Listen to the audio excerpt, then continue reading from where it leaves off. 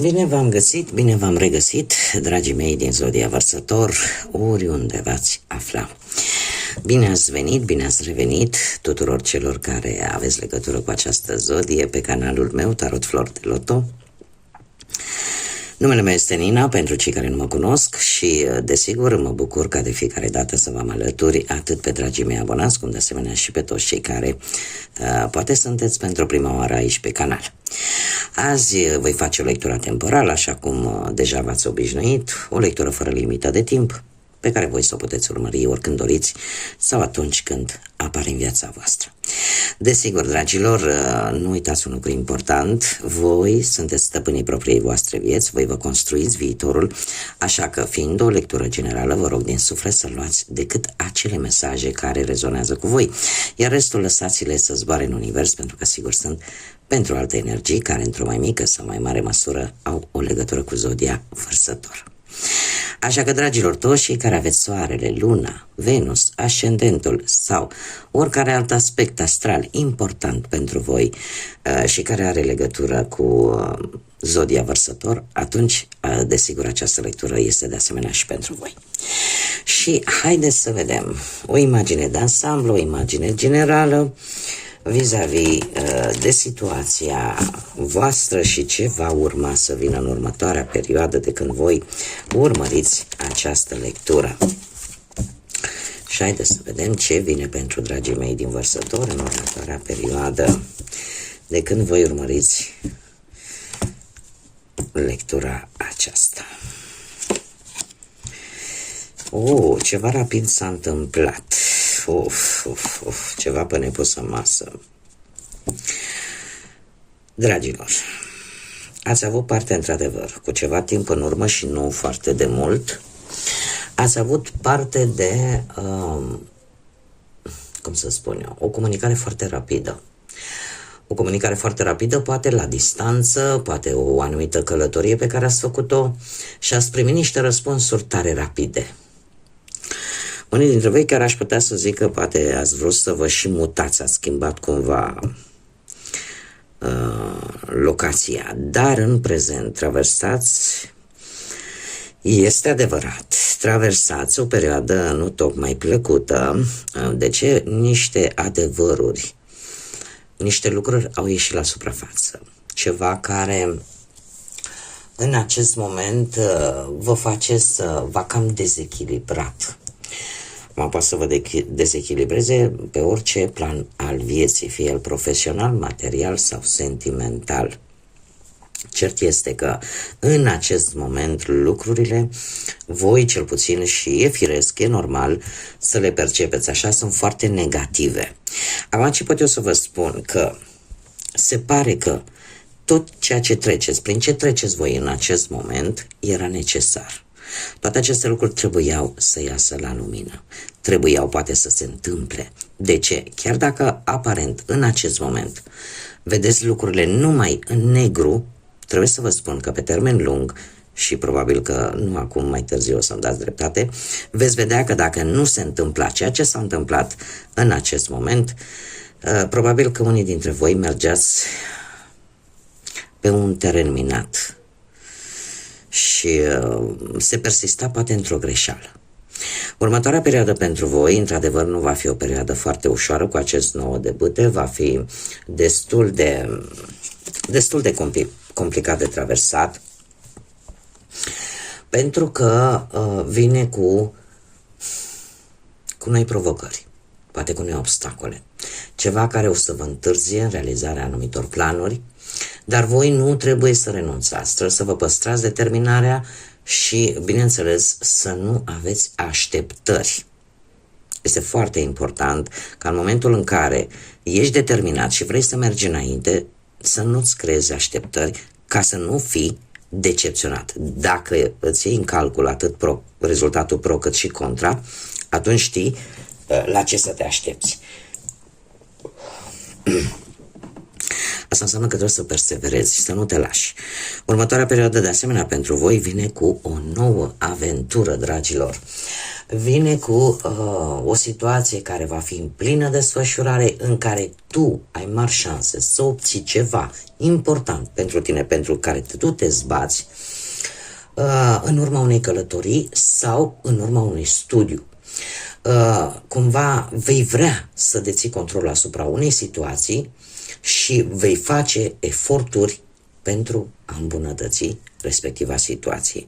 Așa că se pare că toate aceste lucruri prin care voi treceți în acest moment au rolul de a te pune pe drumul cel bun, au rolul de a te opri din, de a te opri într-o situație în care ceva era putred, ceva nu era așa cum ar fi trebuit să fie. De asta vă spun că de multe ori ceea ce aparent nu ne apare ca un lucru extraordinar de negativ, și poate este, că e normal să fie așa, nu? Când te doare ceva, când ți se întâmplă ceva dureros, când ți se orice lucru care îți aduce o energie de suferință, e firesc să o percepi așa. Dar pe termen lung, ceea ce s-a întâmplat în acest moment, o să vedeți că de fapt a venit ca să saneze ceva, să însănătoșească ceva care era deja putred sau care probabil că nu avea cea mai bună bază, nu avea o bază solidă. Haideți să vedem ce ne spune și acest tarot al pădurii mistice pentru voi, dragilor din Vărsător, pentru următoarea perioadă, și începem, bineînțeles, cu partea profesională, dragii mei.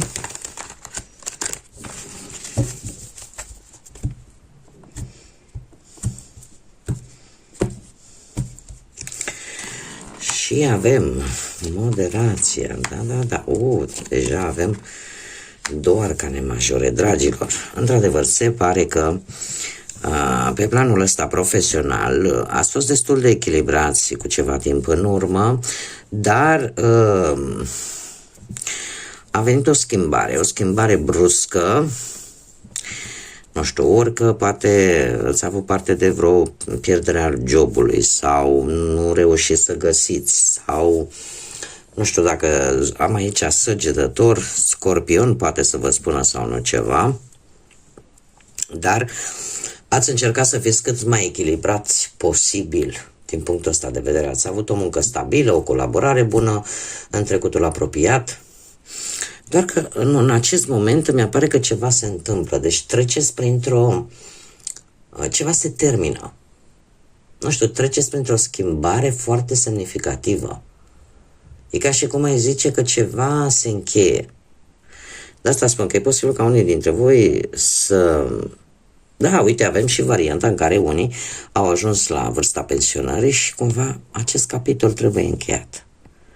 Dar indiferent că e vorba poate de pierderea unui job sau de pensionare sau de o situație pe care voi o percepeți negativă. Acum, să vă spun un lucru. Acest arcan major, moartea, ne vorbește într-adevăr de transformări și de schimbări bruște care pot surveni în viața voastră. Dar, indiferent că voi vă doriți sau nu vă doriți, aceste transformări vor avea loc. Că voi le puteți resimți oarecum într-o măsură mai pozitivă sau nu, depinde de voi. Dacă voi sunteți de acord să acceptați această schimbare sau vă luptați împotriva ei, pentru că ea va avea loc oricum. Adică ideea e că ori stă în decizia voastră dacă vă faceți viața mai grea sau nu. De ce spun acest lucru? Se pare că unii dintre voi cu acest 10 de spade veți fi destul de afectați de toată această schimbare și aș zice chiar veți traversa momente destul de dureroase. E posibil ca voi, unii dintre voi, să fi renunțat la jobul vostru în urma unei promisiuni pe care cineva v-a făcut-o și care se pare că, cel puțin aparent, nu s-a ținut de cuvânt. sau percepția voastră este că nu s-a ținut de cuvânt. De trebuie să vă spun, de-aia mai pus încă o carte, că nu pot să vă las așa, pentru că, în general, 10 îmi vorbește de sfârșitul, dar haideți să vedem și cum e cu începuturile. Și următoarea perioadă pentru voi, chiar dacă lucrurile se vor mișca destul de încet, totuși, acest cavaler de monede, nu știu dacă zodiile de pământ vă spun ceva, Taur, Fecioară, Capricorn, dar acest cavaler de monede îmi spune că cumva trebuie să ai mai multă răbdare. Trebuie să ai mai multă răbdare pentru că cu răbdarea trecem marea, cum se spune. Și e posibil să trebuiască să vă onorați poate un anumit compromis, o anumită promisiune. Și ce ar mai fi de spus, că lucrurile se vor mișca într-adevăr mai încet din punctul ăsta de vedere profesional, dar bine. Da? Adică se mișcă încet, dar în direcția care trebuie. Așa că nu trebuie să nu vă lăsați bătuți și să vă lăsați deznădăjduiți. Pe partea financiară,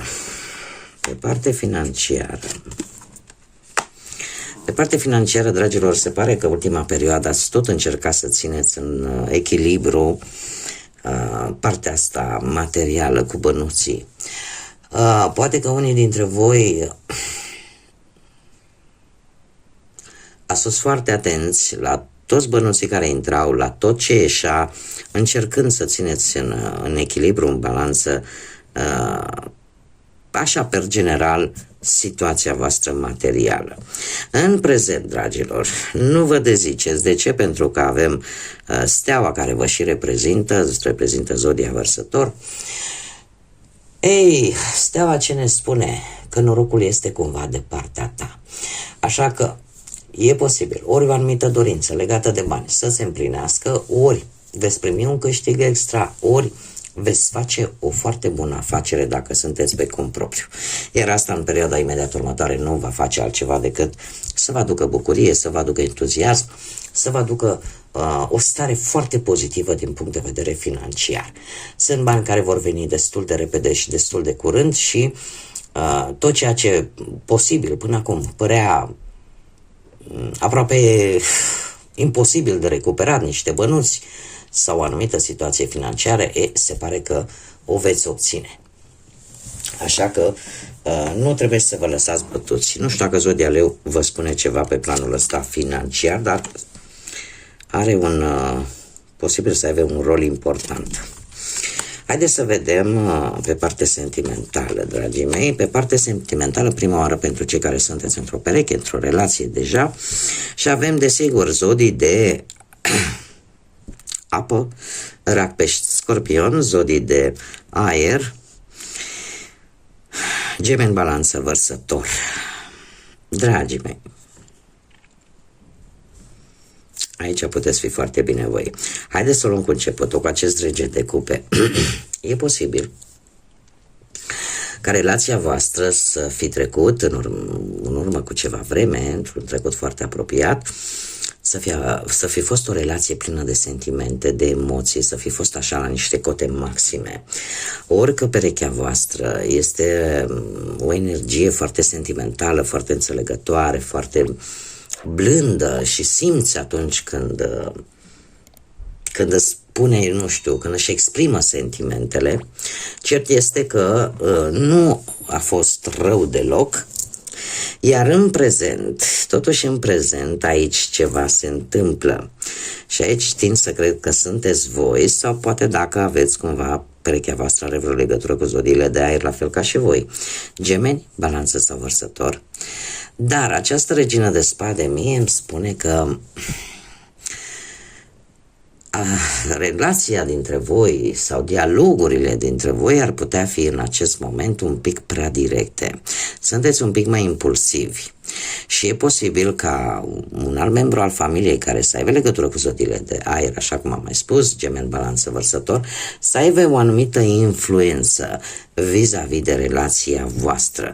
Cert este că cineva aici este un pic mai rece, un pic mai distant, cumva nu vede lucrurile foarte emoțional, ca să zic așa, și aveți, cum am mai spus, un dialog foarte direct, de multe ori fără să vă gândiți prea mult.